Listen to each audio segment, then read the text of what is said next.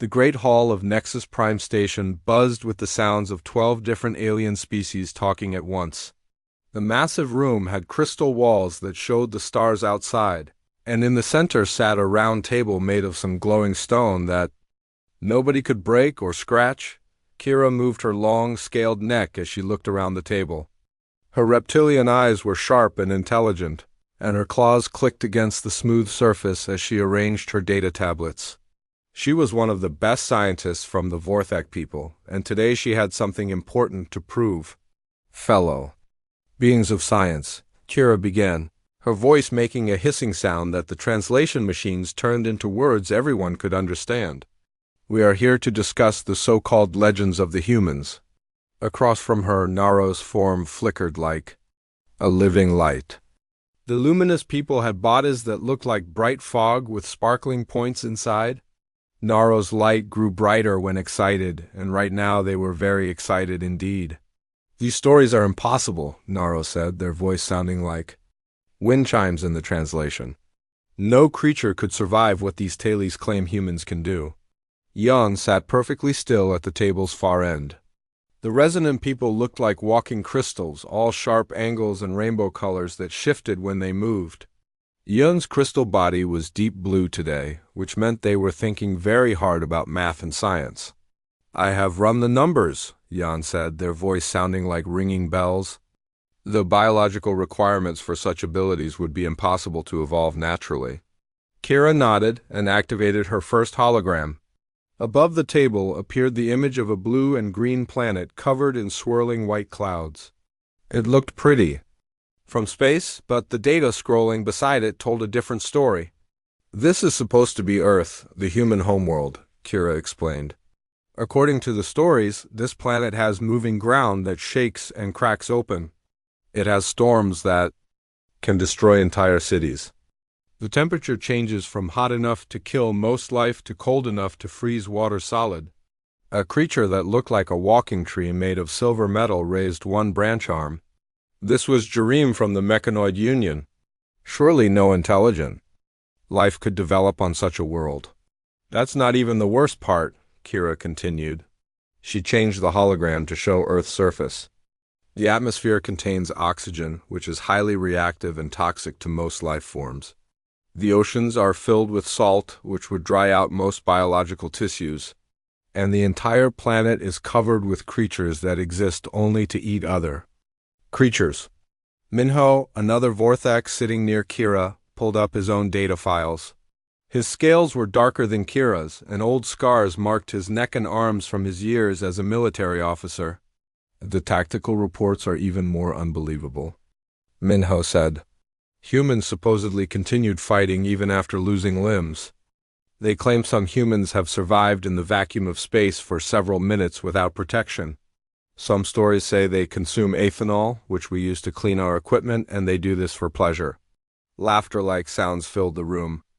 Though each species made different noises, the resonant people made musical tones while the luminous beings flickered rapidly. Even the serious mechanoids made clicking sounds that meant amusement. Naro's light pulsed with what looked like joy.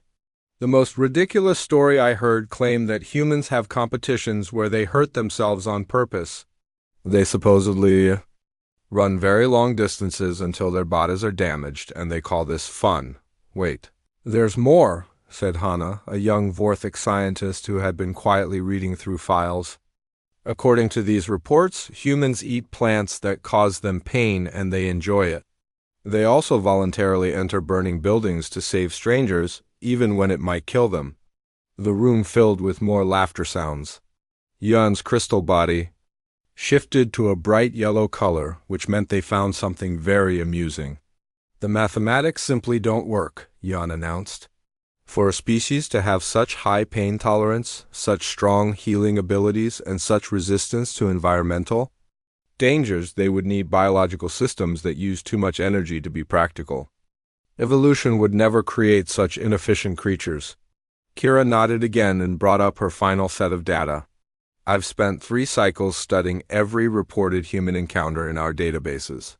Most of the stories come from traders who work near the edge territories. These beings are known for exaggerating their tails to seem more impressive.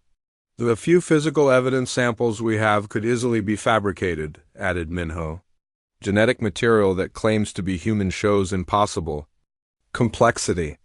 Tool fragments that supposedly came from human ships are made from primitive materials, yet they show wear patterns that suggest they worked in environments that should have destroyed them instantly. A new voice joined the conversation. Ron was from the Aquatic Coalition, a species that lived in water and had to wear special suits to attend meetings in air. My people have legends too, Rand bubbled through the translation system. We tell stories of creatures that live in the dry places above water. But we know these are just stories we tell our young ones to make them behave. Exactly my point. Kira said, every species has legends of impossible creatures. Humans are simply another myth that got spread too widely. Naro's form brightened again. Has anyone considered that if humans were real, we would have encountered them by now? Space is large, but not infinite. A species capable of what these stories claim would surely have contacted us directly. Unless they're extinct, suggested Jareem. Perhaps humans were real long ago, but their dangerous homeworld eventually killed them all. The stories we hear might be ancient tales that got mixed up over time. Yon's crystal body returned to its thinking blue color. I propose we run a statistical analysis of all human-related reports. I predict we will find that the stories become more exaggerated the farther they travel from their supposed origin point. For the next several hours, the council members shared every human story they had collected. Tales of humans who lifted objects many times their own weight when in danger. Reports of humans who stayed awake for days at a time when necessary. Stories of humans who made friends with dangerous predators from their homeworld and kept them as companions. Each story seemed more impossible than the last. Humans who healed from wounds that should have been fatal. Humans who adapted to new environments in just a few generations.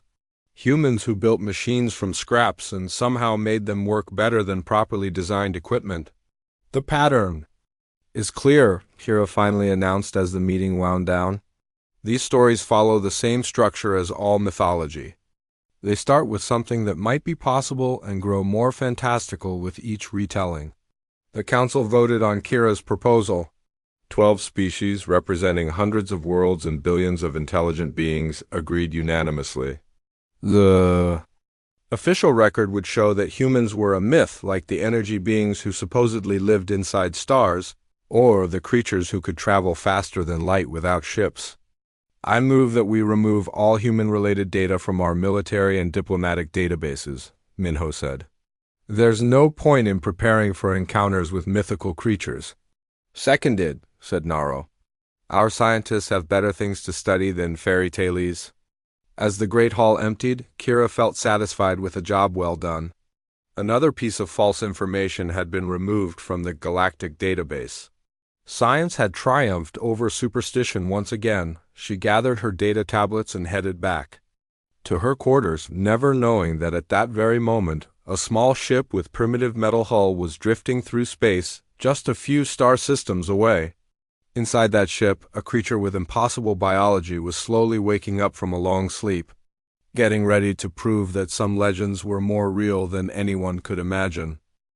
3 cycles had passed since the council meeting when the sensors aboard the research ship Theoretical Harmony started making urgent beeping sounds.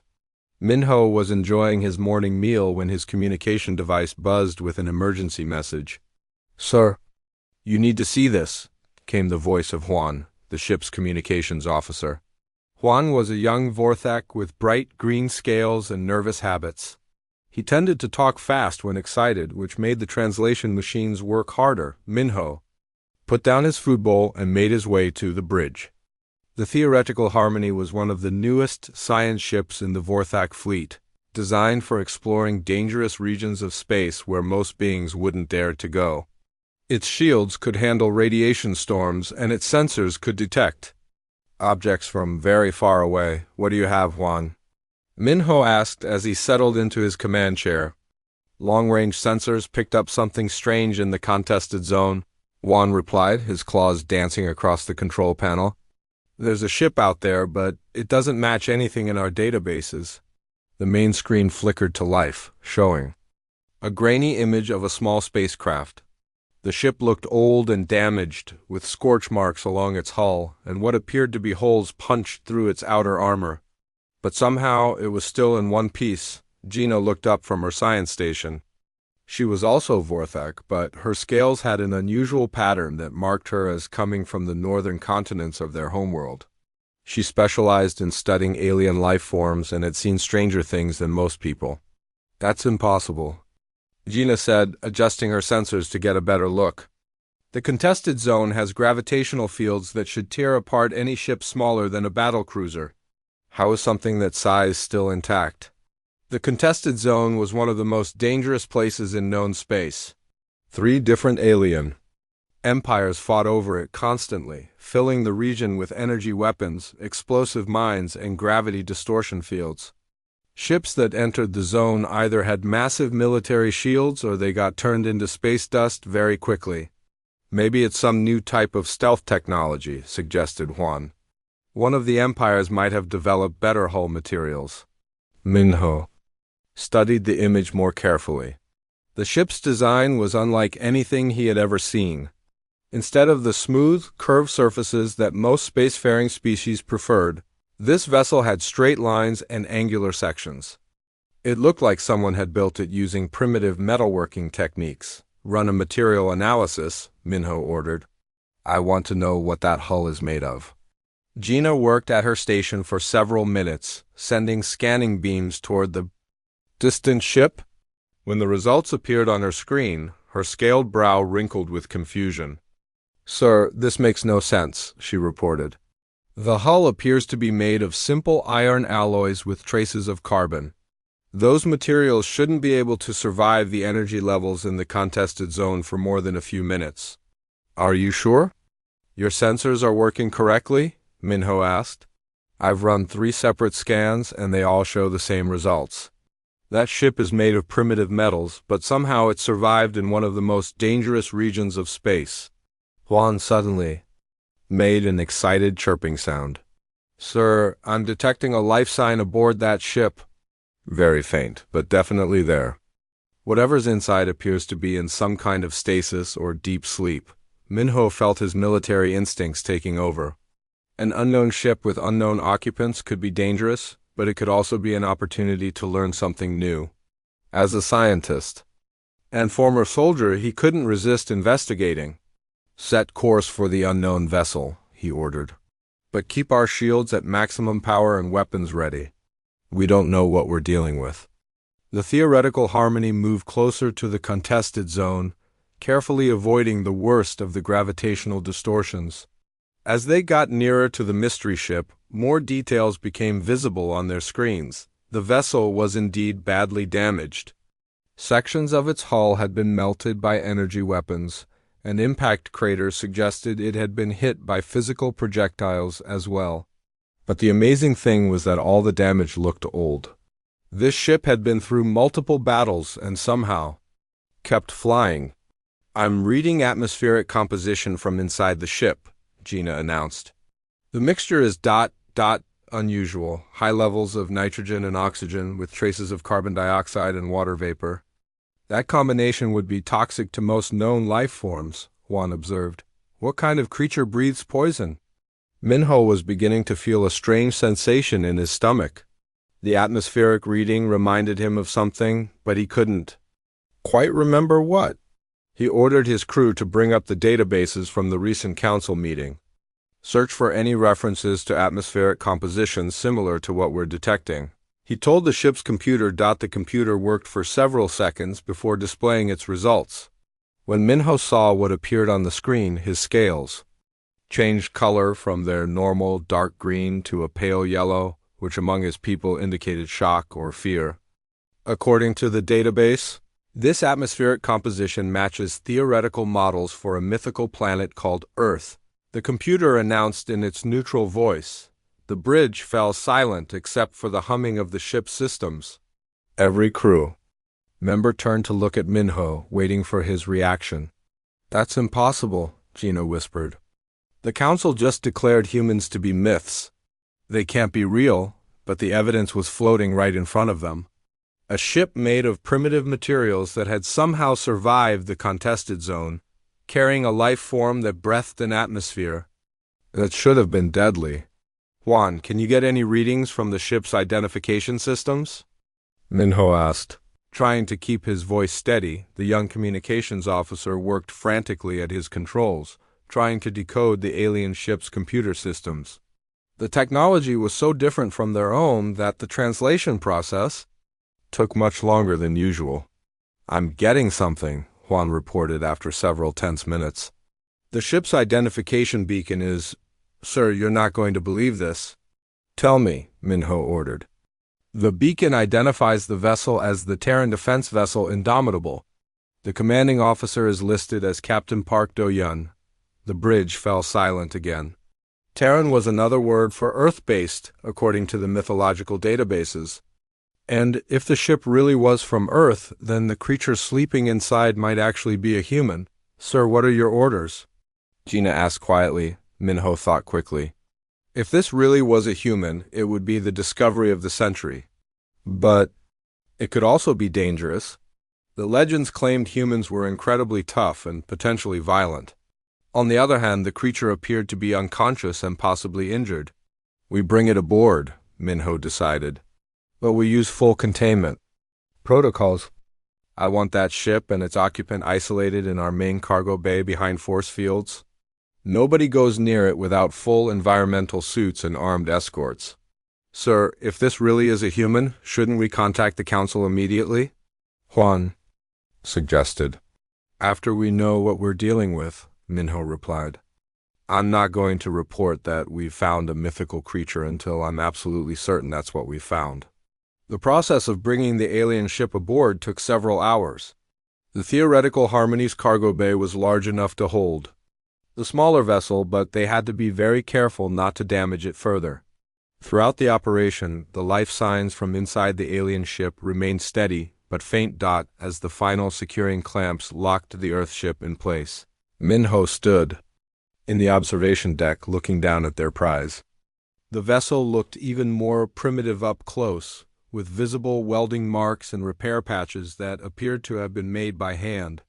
Gina, I want you to monitor that life form constantly, he ordered. The moment it shows signs of waking up, I want to know about it. Yes, sir. What do you think it will be like if it really is a human? Minho stared at the battle-scarred ship and tried to imagine what kind of creature could have survived whatever battles had created all that damage. According to the legends, humans were supposed to be incredibly dangerous when threatened, but also capable of friendship with other species. I honestly don't know, he admitted. But I have a feeling we're about to find out something that will change everything we thought we knew about the galaxy. Below them in the cargo bay, sensors detected the first slight increase in the alien creature's life signs. Whatever was inside that ship was beginning to wake up. The containment bay felt colder than usual as Minho and his team prepared for first contact with the unknown creature. They had spent hours setting up monitoring equipment, force field generators, and emergency protocols. Nobody wanted to take chances with something that might actually be a human. Gina checked her environmental suit one more time, making sure all the seals were tight. The suit would protect her from any biological contamination, but she still felt nervous. Through the reinforced viewing window, she could see the alien ship sitting quietly under the bright lights of the cargo bay. Life signs are getting stronger, she reported, watching the readings on her scanner. Neural activity is increasing. I think it's starting to wake up. Minho stood beside her, also wearing a full environmental suit. His military training had taught him to be ready for anything, but this situation was unlike anything in the textbooks. How do you prepare to meet a creature that might be completely mythical? Huang, are the recording systems ready? Minho asked through his suit's communication system from the control room above. Huan's voice crackled through the speakers. All sensors are active, sir. We're recording everything on multiple frequencies. If this really is a human, we'll have complete documentation of first contact. Through the viewing window, they could see movement inside the alien ship. A section of the hull that they hadn't recognized as a door was slowly opening, releasing a small cloud of vapor into the cargo bay. The atmospheric sensors immediately started analyzing the gas. The vapor matches the ship's internal atmosphere, Gina reported. High oxygen and nitrogen content. Still toxic to us, but the containment systems are handling it. The opening in the ship's hull grew wider, and a shadow moved inside. Then, slowly, a figure began to emerge. The first thing that struck the observers was how similar the creature looked to several other species in the galaxy. It walked on 2 legs, had 2 arms, and a head positioned at the top of its body. But there were differences that made Gina's scientific mind race with questions. The creature was shorter than most Vorthok, but its body looked much more solid and dense. Its skin was a strange pale color with no scales or natural armor. Unusually, it had hair growing from the top of its head, something that seemed both primitive and oddly practical. Fascinating, Gina whispered. The muscle structure looks incredibly dense. And look at the way it moves. There's so much control and balance in every step. The creature that they now strongly suspected was human appeared to be wearing some kind of uniform. It was dark blue with various patches and symbols attached. Some kind of military clothing, Minho realized. Recognizing the practical design, even though the specific details were alien, the human, for they were all starting to think of it as definitely human now, looked around the cargo bay with calm, intelligent eyes.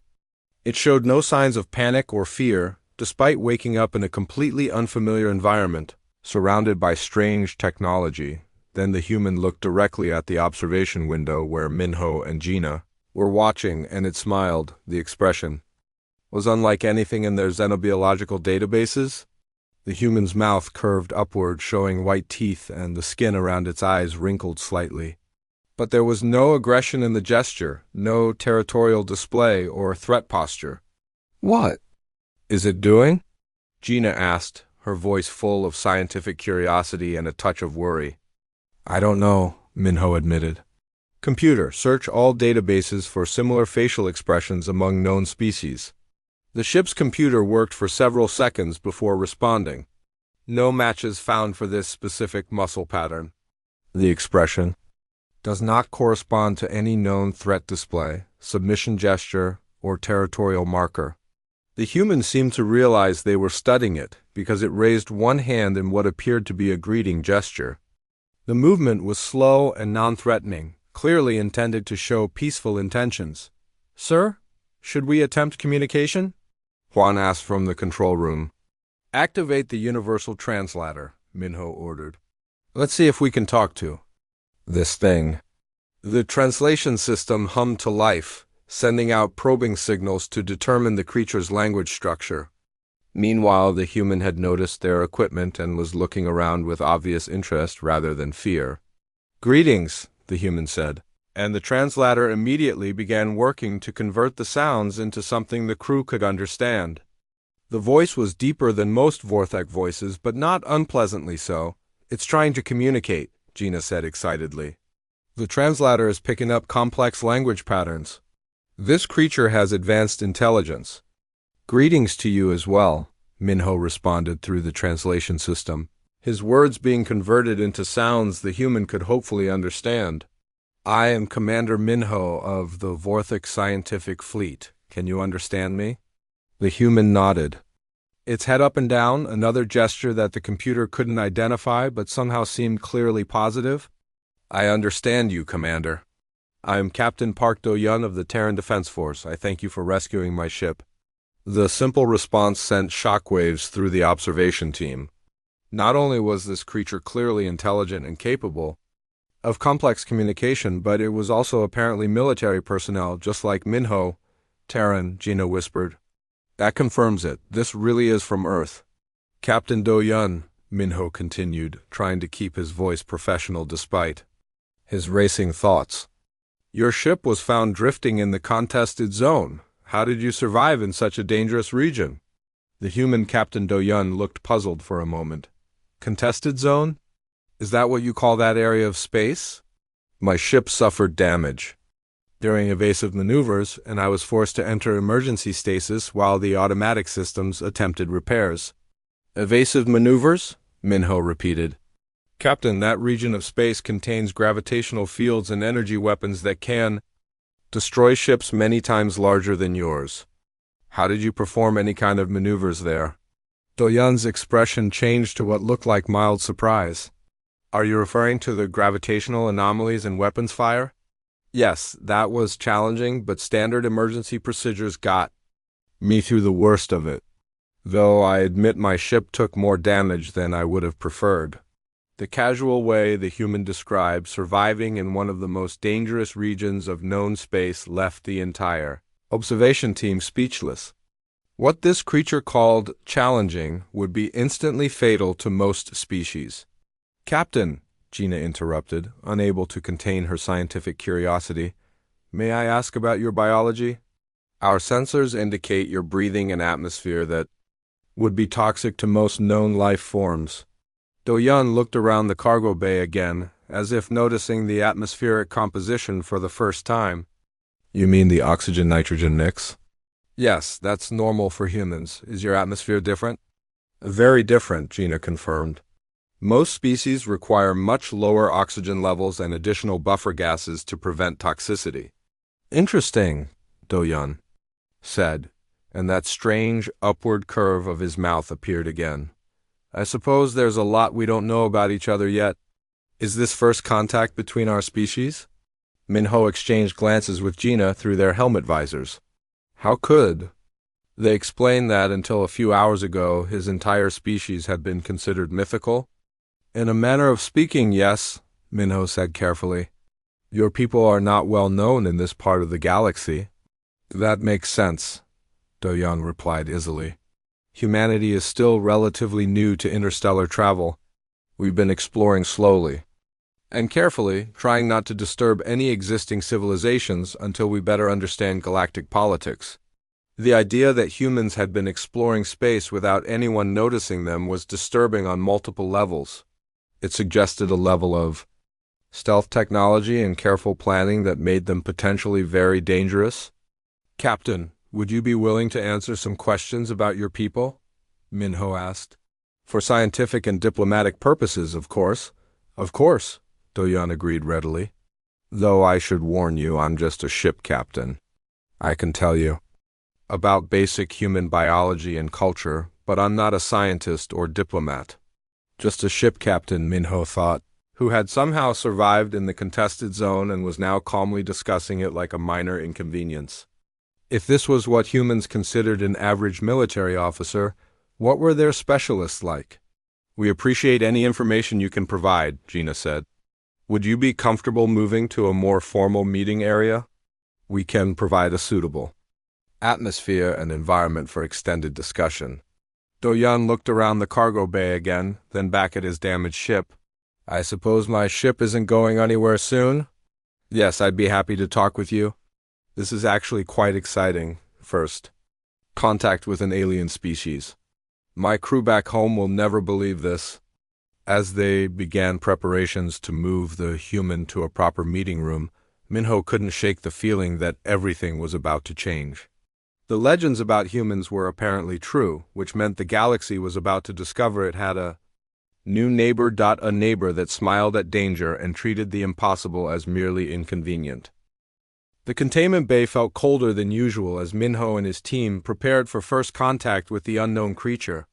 They had spent hours setting up monitoring equipment, force field generators, and emergency protocols. Nobody wanted to take chances with something that might actually be a human. Gina checked her environmental suit one more time, making sure all the seals were tight. The suit would protect her from any biological contamination, but she still felt nervous. Through the reinforced viewing window, she could see the alien ship sitting quietly under the bright lights of the cargo bay. Life signs are getting stronger, she reported, watching the readings on her scanner. Neural activity is increasing. I think it's starting to wake up.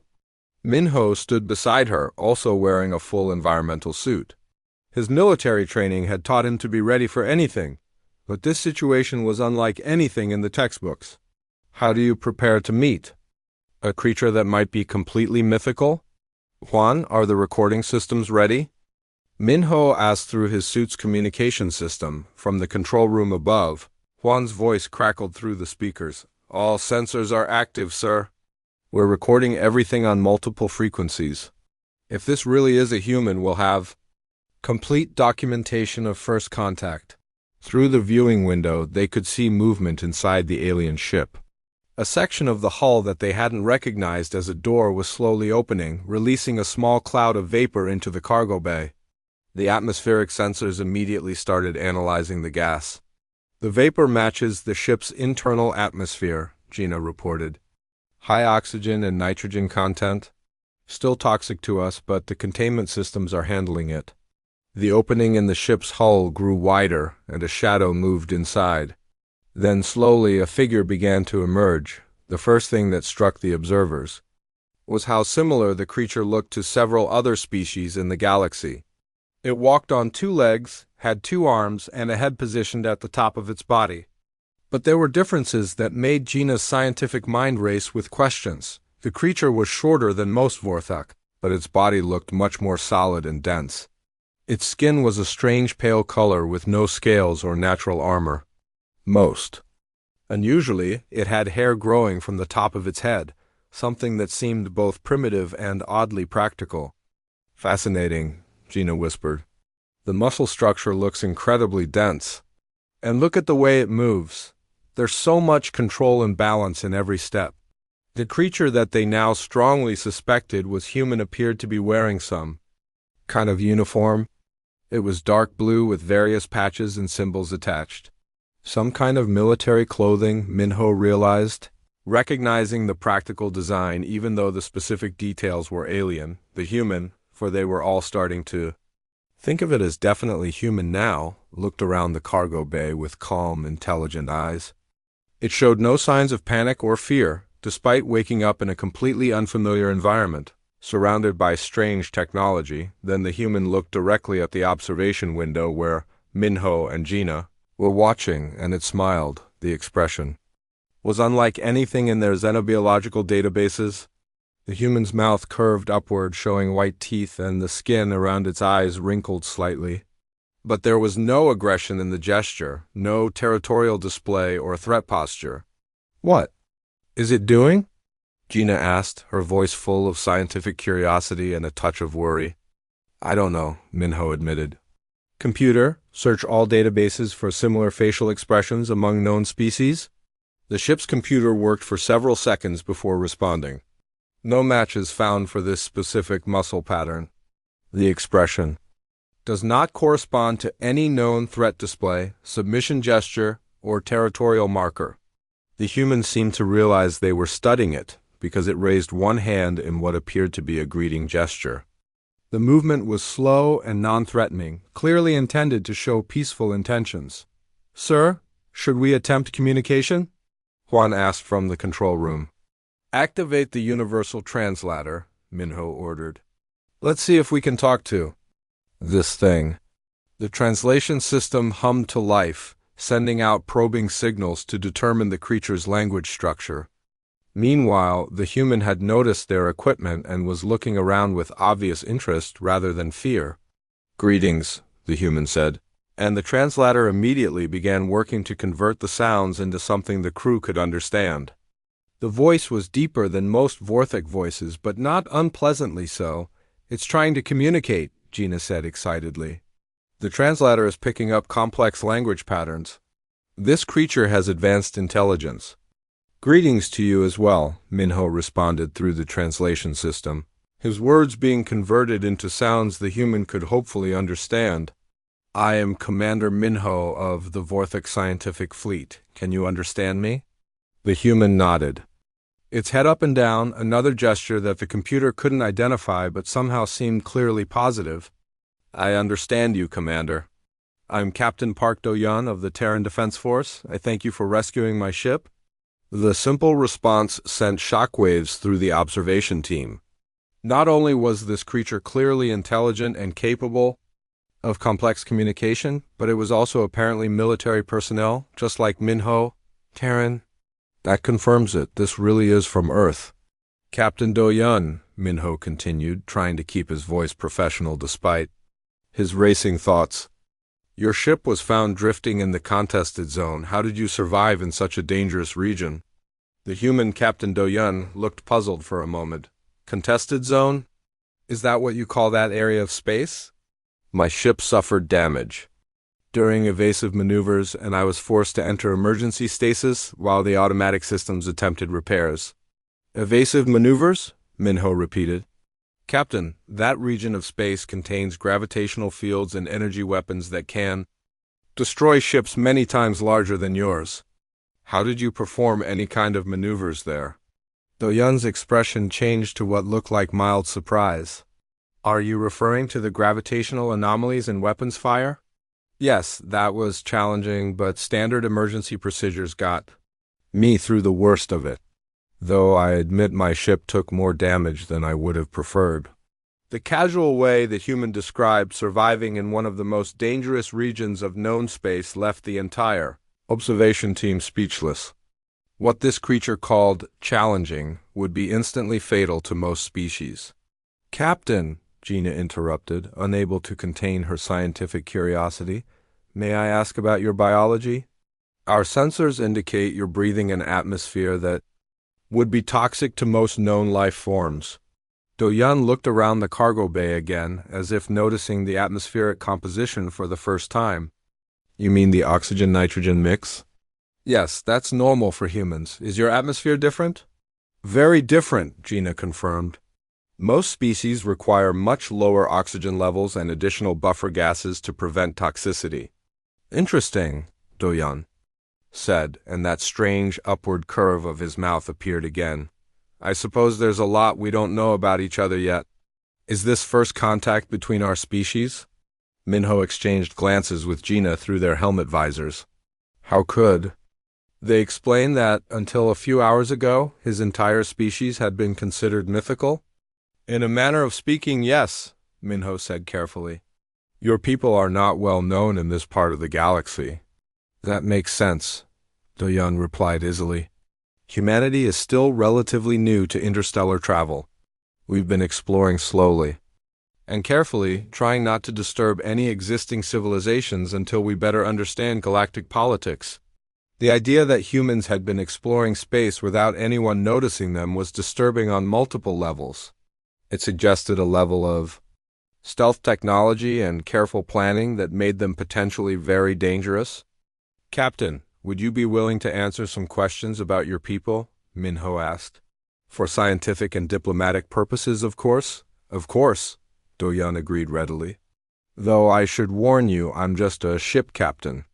I can tell you about basic human biology and culture, but I'm not a scientist or diplomat.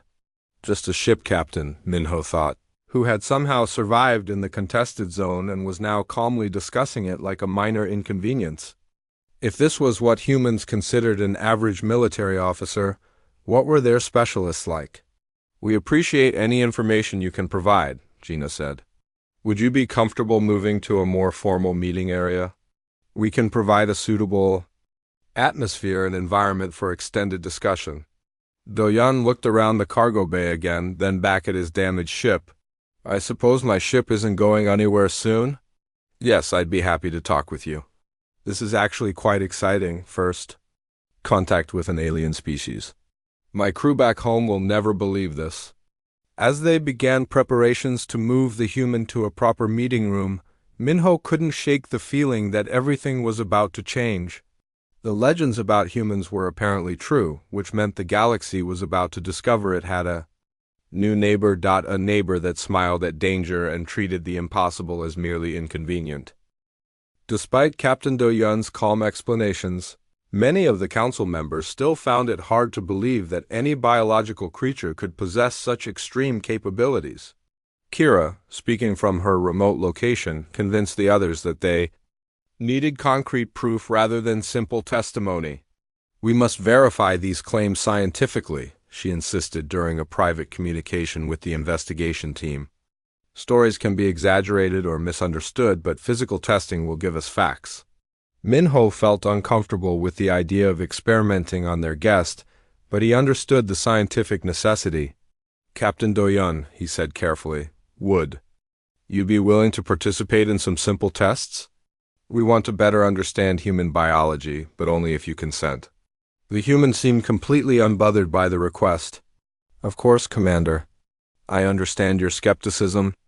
If someone told me stories about aliens who could survive in molten lava or breathe methane, I'd want proof too. Gina set up the first test in a controlled environment chamber next to the meeting room. They started with something simple, atmospheric. Composition changes that should affect the human's ability to function normally. We're going to gradually reduce the oxygen content of your breathing mixture, Gina explained through the communication system. Please let us know immediately if you experience any discomfort. Understood? Doyan replied, settling into a chair inside the test chamber. I should mention that human military training includes altitude conditioning, so I might last longer than a typical civilian. The observation team watched their instruments carefully as the oxygen levels dropped from 21% to 18%, then to 15%. Most species would begin showing signs of distress by this point, but the human continued, talking normally. How are you feeling, Captain? Gina asked. Fine so far, Doyan replied. This feels like being at high altitude, maybe 4,000 meters above sea level. Noticeable, but not problematic. They continued reducing the oxygen content. At 12%, the human mentioned feeling a bit winded, but showed no signs of panic or confusion. At 10%, he was clearly working harder to breathe, but remained alert and conversational. This is impossible, whispered Yan through the communication link. At those oxygen levels, most beings would have lost consciousness by now. Captain, we're going to return the atmosphere to normal, Minho announced, concerned about pushing the test too far. Probably wise, Doyan agreed. I could go a bit lower, but it wouldn't be comfortable. The next test involved gravitational stress. The theoretical harmony's gravity generators could simulate various planetary conditions, allowing them to test how humans functioned under different gravitational loads. We're going to increase the gravitational field gradually, Gina explained. Please tell us when it becomes difficult to move normally. Standard gravity was increased to 1.2 times normal, then 1.5 times. The human adjusted his posture slightly but continued moving around the chamber without obvious difficulty. This feels like wearing heavy combat gear, Doyan commented. Tiring. If you do it all day, but manageable. At 1.8 times normal gravity, the human was clearly working harder, but he could still walk, sit, and perform simple tasks. Most other species would have been pressed flat against the floor by this point. How is this possible? Kira's voice carried a tone of scientific frustration. The muscle and bone strength required for this performance should make movement impossible under normal conditions. Actually, this explains a lot, Doyan said, breathing heavily but still able to talk. I wondered why your station and ships felt so light and easy to move around. Your species must have evolved on worlds with much lower gravity than Earth. The temperature tests came next. Working within ethical limits, they exposed the human to temperatures that would require immediate medical intervention for most species. At 45 degrees Celsius, Doyan was sweating but comfortable. At 5 degrees above freezing, he mentioned being cold, but showed no signs of hypothermia. These are just mildly uncomfortable, he explained. Humans regularly experience temperatures from -20 to +40 as part of normal seasonal variation in many parts of Earth. But the most disturbing test was yet to come. Gina had prepared a selection of substances that were mildly toxic to most known life forms, compounds that would require immediate medical attention if consumed by any other species. Captain, I must stress that these substances are potentially dangerous, she warned. We're asking you to consume only tiny amounts for testing purposes. Doyan examined the samples through the transparent containers. What are these? The first is capsaicin, a chemical compound that causes intense burning sensations. The second contains trace amounts of ethanol, which you mentioned earlier. The third is caffeine, a stimulant that is toxic to most biology. Oh, you mean spicy. Food, alcohol, and coffee, Doyan said with obvious amusement. These aren't toxins to humans, they're common parts of our diet. The human consumed small samples of each substance while the monitoring equipment tracked his biological responses. Not only did he show no signs of distress, but his vital signs actually improved slightly after consuming the caffeine. The capsaicin is quite mild, he commented. Humans often eat peppers that are hundreds of times more concentrated than this. And this coffee is actually pretty good, though it's a bit weak for my taste. The final test involved physical stress response. Using training equipment, they monitored how the human's body responded to controlled physical exertion. The results were unlike anything in their medical databases.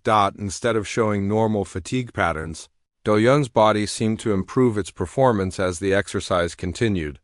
His heart rate increased, but his efficiency also improved. His breathing became deeper and more regular, and his muscle coordination actually got better under stress. This is a stress adaptation response, Gina explained to the other observers. The human body is literally becoming more capable as we increase the challenges. Is this normal for humans? Minho asked. Oh yes, Do-Yun replied, barely breathing. Hard despite having performed feats of endurance that would hospitalize most aliens. Human bodies are designed for sustained activity. Our ancestors had to chase prey animals for hours at a time, so we evolved to get stronger and more efficient. Under physical stress. The concept of a species that became more dangerous when challenged was terrifying to contemplate. Most intelligent beings avoided physical stress because it decreased their performance and threatened their survival. Captain, Kira said carefully, these tests suggest that humans become more capable when facing difficulties. Is this true in other areas as well? Absolutely, Do-Yun confirmed. Humans often perform their best under pressure. We have sayings about this. Necessity is the mother of invention. Pressure makes diamonds? What doesn't kill you makes you stronger. Challenge and adversity tend to bring out the best in human nature. The observation team exchanged worried glances. They were beginning to understand that humans weren't just tough. They were a species that thrived on overcoming obstacles that would destroy other forms of life. There's one more test I'd like to try, Minho said, but it involves simulated combat scenarios. Are you comfortable with that? Do-Yun's expression became more alert and focused. Combat training? Certainly. What kind of scenarios? They moved to the ship's training facility, where holographic opponents could provide realistic but safe combat simulations. The plan was to see how humans responded to tactical challenges. What they witnessed was unlike anything in their military databases.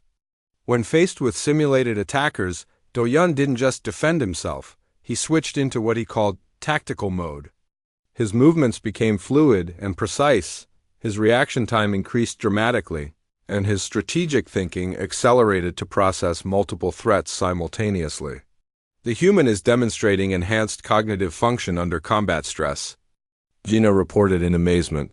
Most species show decreased mental performance when threatened, but this creature is becoming smarter and faster. After the simulation ended, Do-Yun returned to his normal relaxed demeanor as if nothing had happened. Good training program, he commented. The holographic enemies were quite realistic. Captain, Minho said carefully, what we just witnessed was extraordinary. Do all humans possess these combat capabilities? To some degree, yes. Every human has fight or flight responses that enhance performance under threat. Military personnel train to make better use of these natural abilities, but the basic biology is universal among humans. As the testing session concluded, the alien observers found themselves facing a troubling reality. Humans weren't just survivors. They were a species that became progressively more capable as conditions became more dangerous. They were living weapons that preferred peace but could excel at war if necessary. One question, Captain, Kira said as they prepared to end the session. Given these capabilities, why haven't humans already conquered the galaxy? You clearly have the ability to defeat most other species. Do-Yun looked puzzled by the question. Why would we want to conquer anyone? We have everything we need, and we're interested in learning from other species, not controlling them. Besides, ruling Unwilling subject sounds like a terrible amount of work for very little benefit. The simple honesty of his response was, after witnessing Captain Doyan's impossible capabilities firsthand, the council members could no longer deny the reality of human existence, but they needed to understand how such a species could have evolved naturally. The answer, they suspected, lay in learning more about humanity's homeworld. Captain Doyan, Kira said through the communication system, her voice carrying a mixture of scientific curiosity and growing dread, would you be willing to provide detailed information about Earth? We need to understand the conditions that created your species. The human's face lit up with obvious enthusiasm. I'd be happy to tell you about Earth. It's the most beautiful planet in the universe, at least in my opinion. Gina activated the holographic display system and connected it to her analysis computers. Could you provide the coordinates for Earth's location? We'd like to verify the environmental data. Of course, Do-young replied, rattling off a series of numbers that placed Earth in a previously unexplored region of the galaxy. Though I should warn you, the planet might seem a bit extreme compared to what you're used to. Minho input the coordinates into the ship's long-range sensor array. Within minutes, they had a clear image of the Sol system and Earth itself. The planet looked deceptively peaceful from space, a blue and white marble that seemed almost inviting. It's quite lovely, Gina commented, studying the initial scans. The blue areas are water, I assume? That's right. About 70% of Earth's surface is covered by oceans, Do-young explained. The white swirls are clouds in our atmosphere, and the brown and green areas are land masses. As the sensors collected more detailed data, however, the peaceful appearance began to fade. The first warning signs appeared in the atmospheric composition readings. Captain, Yan's voice carried a tone of disbelief. Our sensors indicate that your planet's atmosphere contains 21% oxygen. That concentration would be immediately lethal to most known life forms. Really? Do-young seemed genuinely surprised. I knew different species had different atmospheric needs, but I didn't realize oxygen was that dangerous to others. For humans, it's essential for survival. The geological scans were even more disturbing. Gina's instruments detected massive tectonic activity across the planet's surface, continent-sized plates of rock constantly moving and grinding against each other. Your planet's crust is unstable, she reported with growing alarm. These tectonic movements should cause constant earthquakes and volcanic eruptions. Oh, they do, Do-young confirmed cheerfully. Earth has thousands of earthquakes every day, though most are too small to notice. We get a few big ones each year that can damage. Cities and volcanic eruptions are pretty common too. It keeps the landscape interesting. Interesting? Minho repeated. Captain, these geological events would destroy most civilizations. How do humans survive constant natural disasters? We adapt, Do-young replied simply. We build earthquake-resistant structures, monitor volcanic activity, and evacuate when necessary. Humans have always lived with natural disasters. They're just part of life on Earth. The atmospheric analysis revealed more horrors. Earth's weather systems were driven by massive temperature differentials that created storms of incredible violence. The sensors detected wind speeds that would tear apart most structures and temperature variations that spanned over 100 degrees Celsius. Your weather patterns are extremely violent, Kira observed. We're detecting storm systems with winds exceeding 200 kilometers per hour. How does any life survive such conditions? You mean hurricanes and tornadoes? Do-young asked. Yes, those can be dangerous, but they're also pretty rare in any given location. Most humans never experience a really severe storm. And when we do get advance warning, we can usually get to safety. Advance warning? Yan's crystalline voice rose with incredulity. You mean humans have learned to predict these catastrophes? Of course. Weather forecasting is a major science on Earth. We can usually predict severe storms several days in advance, which gives people time to prepare or evacuate. The biological surveys of Earth were perhaps the most disturbing of all. The sensors detected a planet teeming with life forms that existed in constant competition with each other. Every ecological niche was filled with creatures designed to hunt, kill, and consume other creatures. Captain, Gina said carefully, our biological stance suggests that Earth's ecosystem is based entirely on predation. Every life form seems to exist by consuming other life forms. That's essentially correct, Do-yeon agreed. Earth's food chains are quite complex, with predators and prey relationships at every level. It's a very dynamic system. But how did intelligence evolve in such a violent environment? Minho asked. Most intelligent species develop on worlds where cooperation and peaceful coexistence are survival advantages. Humans are actually very cooperative, Do-yeon explained. We had to survive Earth's challenges. Early humans lived in groups, shared resources, and worked together to protect themselves from predators and environmental dangers. But we also had to become very good at defending ourselves when cooperation wasn't enough. The more they learned about Earth, the more the alien observers understood why humans possessed such extraordinary capabilities. Every aspect of their homeworld was designed to kill anything that wasn't tough enough, smart enough, and adaptable enough to survive.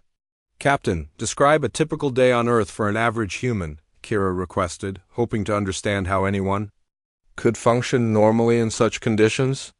Well, that depends on where they live and what they do for work, Do-yeon replied thoughtfully. Let me think of my sister Mina back home. She's a teacher in a city called Seoul. He described a world that sounded like a nightmare to the alien listeners.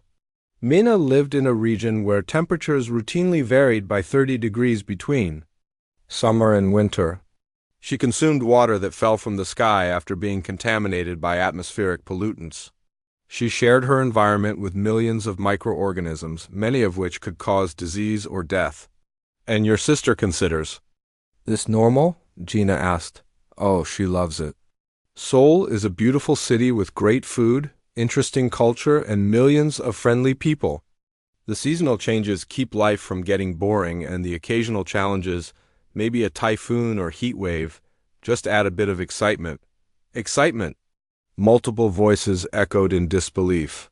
Humans generally enjoy a certain amount of challenge and unpredictability, Do-yeon explained.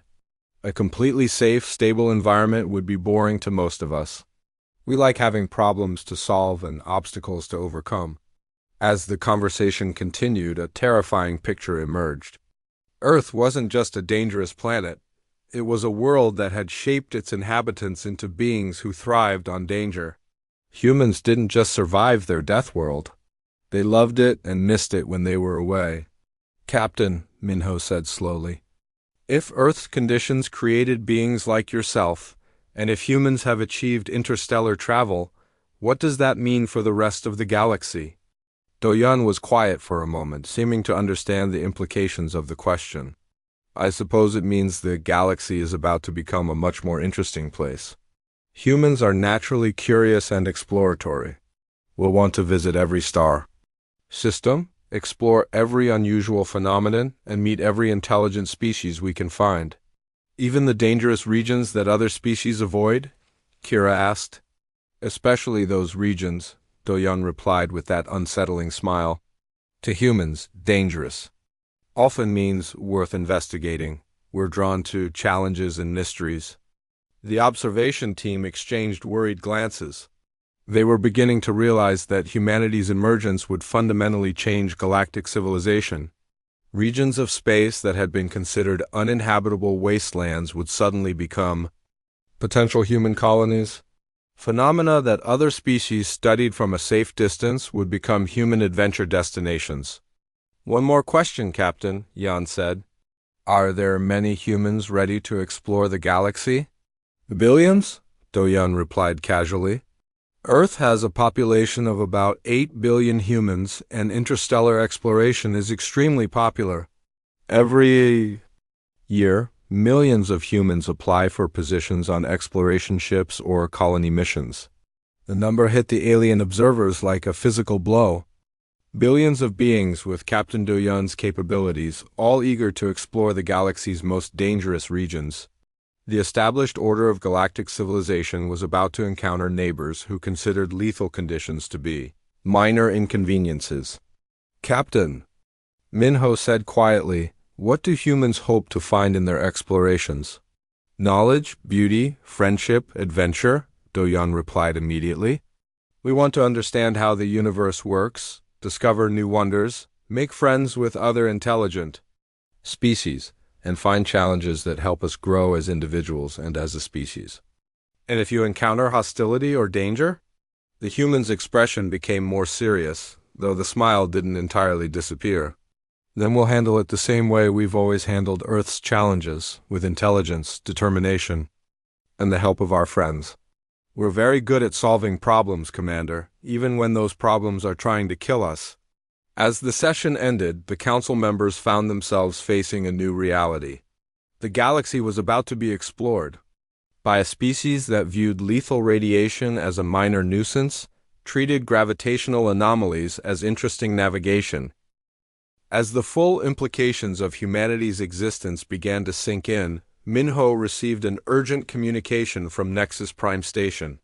The message's priority code indicated it was classified at the highest levels of galactic security. "Commander," came the voice of Admiral Rosk, the Vorthek military leader, "we need to speak privately, immediately." Minho excused himself from the ongoing discussions with Captain Doyan and moved to his private communication chamber.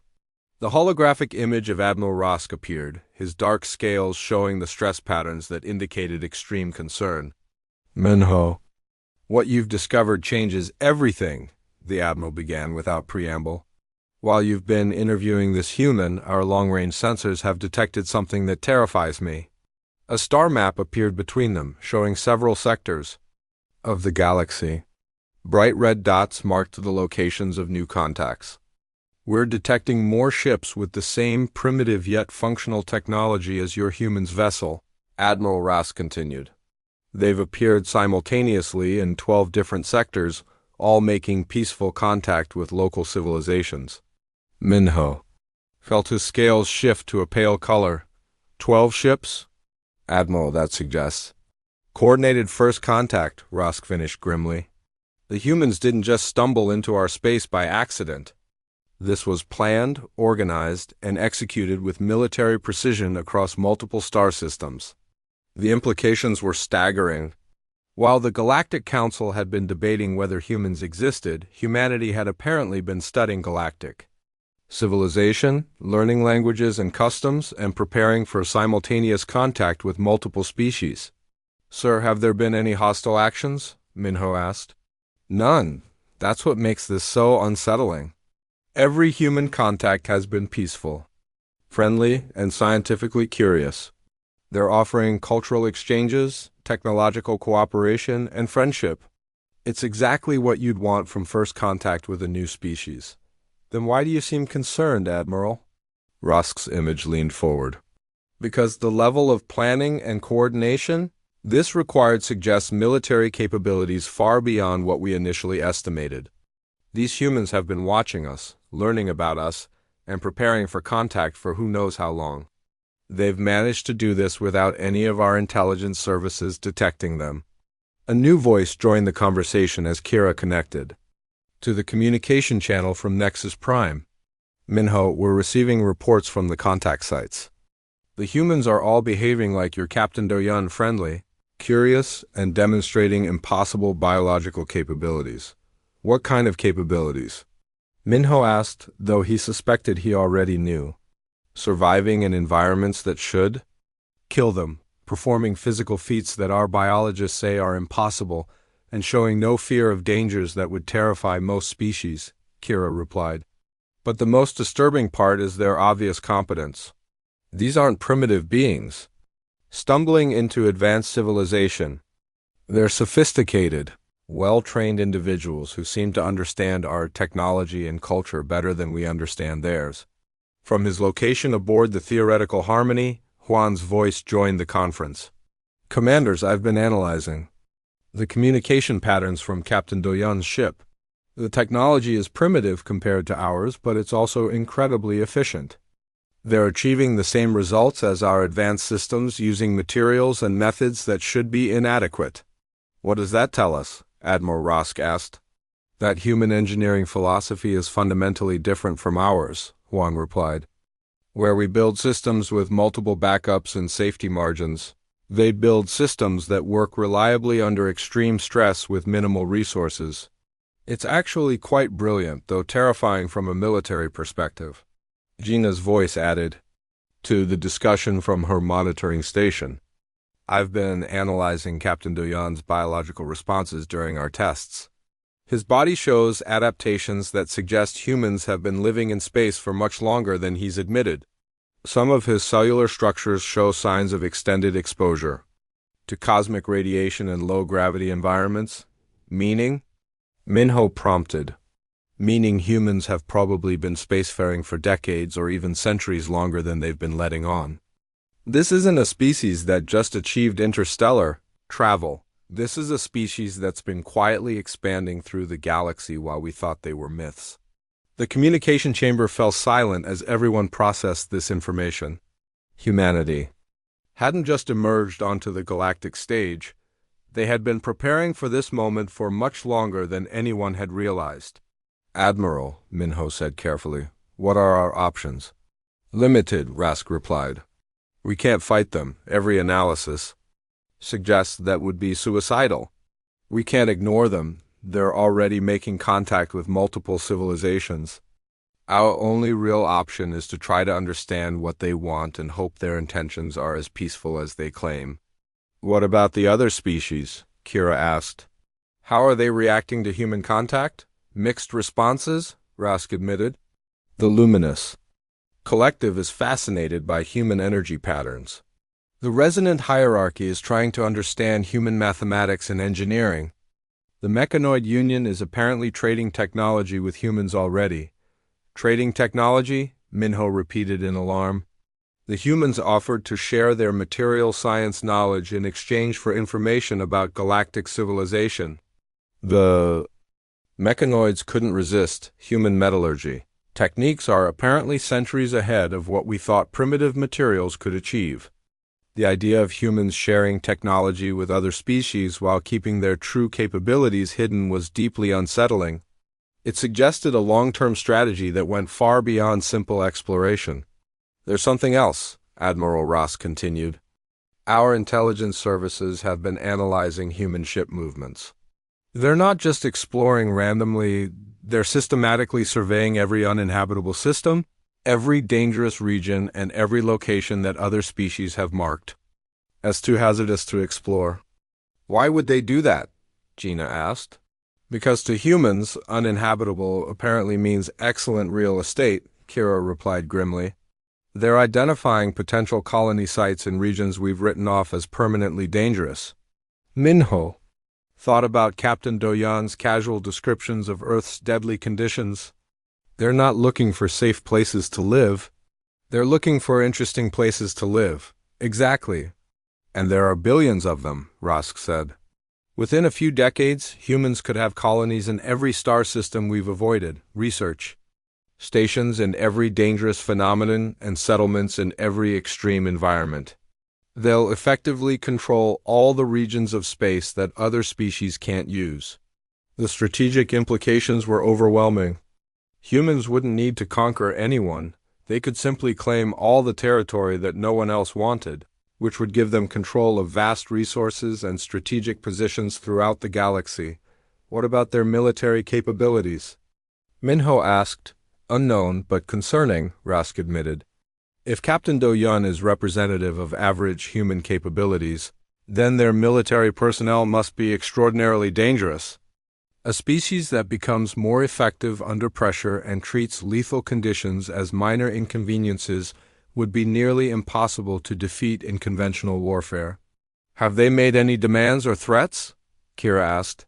None, that's what makes this so difficult to assess. They're offering friendship, cooperation, and cultural exchange. They seem genuinely interested in peaceful coexistence. But they're also positioning themselves to become the dominant species in the galaxy simply by occupying all the spaces no one else can survive in. Juan's voice carried a tone of realization. They don't need to conquer us. They just need to be our neighbors. Once humans have colonies throughout the dangerous regions of space, they'll control access to resources, trade routes, and exploration opportunities that we can't reach ourselves. And they'll do it all while being perfectly friendly and helpful, Gina added. They're not villains, they're just so much more capable than us that they'll naturally become dominant without even trying? Admiral Rask's image flickered as he prepared to end the communication. Minho, continue your discussions with Captain Do-Yun. Try to learn everything you can about human intentions, capabilities, and long-term plans. The future of galactic civilization may depend on understanding what we're dealing with. As the communication ended, Minho sat alone in his chamber, contemplating the magnitude of what was happening. Humanity's emergence wasn't just first contact with a new species. It was the beginning of a new era in galactic history. The galaxy had been a relatively quiet, stable place where species expanded slowly and carefully, avoiding dangerous regions and unknown phenomena. That age was ending. The age of human exploration was beginning, and with it would come changes that no one could fully predict. Minho returned to the meeting room where Captain Do-Yun was patiently waiting, still wearing that enigmatic smile. The human looked up as Minho entered.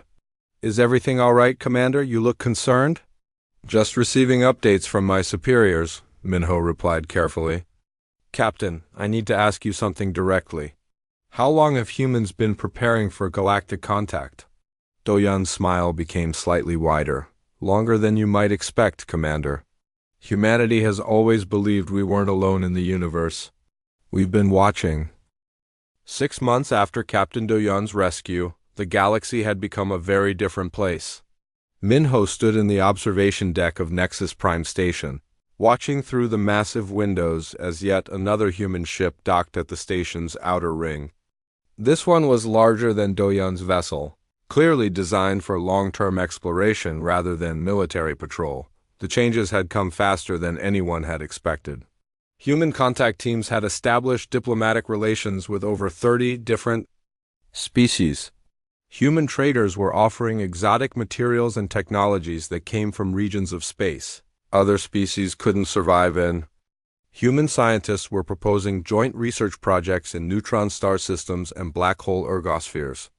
The latest reports just came in, Gina said, approaching with a data tablet in her clawed hands. She had become something of an expert on human biology and culture over the past months. 3 more human research stations have come online this week. Where this time? Minho asked, though he suspected he already knew the answer. The Maelstrom Nebula, the Gravstorm region near Proxima 7, and inside the radiation field of the Dying Star Cluster, Gina replied. Places we've marked as completely uninhabitable. Of course they are, Minho sighed. What are they studying this time? The Maelstrom station is researching new forms of energy extraction from plasma storms. The Gravstorm facility is testing faster-than-light communication through gravitational wave manipulation. And the Dying Star Station is apparently working on stellar engineering projects. Each human research station represented capabilities, but the established galactic civilizations could barely imagine. While other species studied dangerous phenomena from safe distances, humans built laboratories inside the phenomena and conducted hands-on research. Kira's voice joined the conversation through the communication system. She had been appointed as the official liaison for human galactic relations, a job that kept her constantly busy. Minho, we have a situation developing in the Outer Rim. What kind of situation? Minho asked, though recent experience had taught him that human-related situations were rarely what they seemed. The hegemony of Zarthak has been expanding aggressively toward the Scorched Worlds region. They've been claiming uninhabited systems for resource extraction, Minho understood immediately. The Scorched Worlds were a collection of planets orbiting close to unstable stars with surface temperatures and radiation levels that made them uninhabitable to most life forms.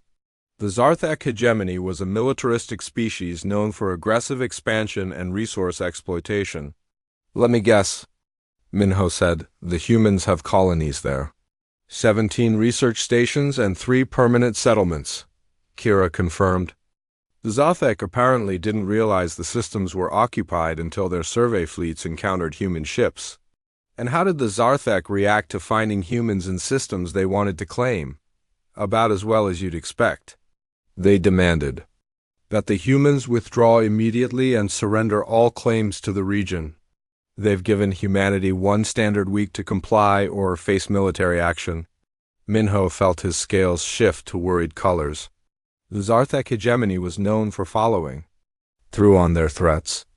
They had one of the most powerful military fleets in the galaxy and weren't hesitant to use it against species they considered inferior. What was the human response? He asked. Captain Park Do-yun delivered it personally, Kira replied. He met with the Zarthak fleet commander yesterday. The mention of Do-yun surprised Minho. The human captain had become something of a celebrity throughout the galaxy, but he was supposedly just a ship captain, not a diplomat. What did he tell them? He thanked them for their concern about human settlements, explained that humans were quite comfortable in the Scorched World's environment, and invited the Zarthak to visit the human colonies to see how well established they were. That doesn't sound like a diplomatic response to a military ultimatum, Minho observed. It wasn't. The Zarthak fleet commander was apparently insulted by what he saw as human arrogance. He's ordered his battle fleet to assemble for an attack on the human settlements. Minho felt a chill run down his spine. This could be the first military conflict between humans and an established galactic power. Nobody knew what human military capabilities were really like, and the Zarthak fleet was formidable.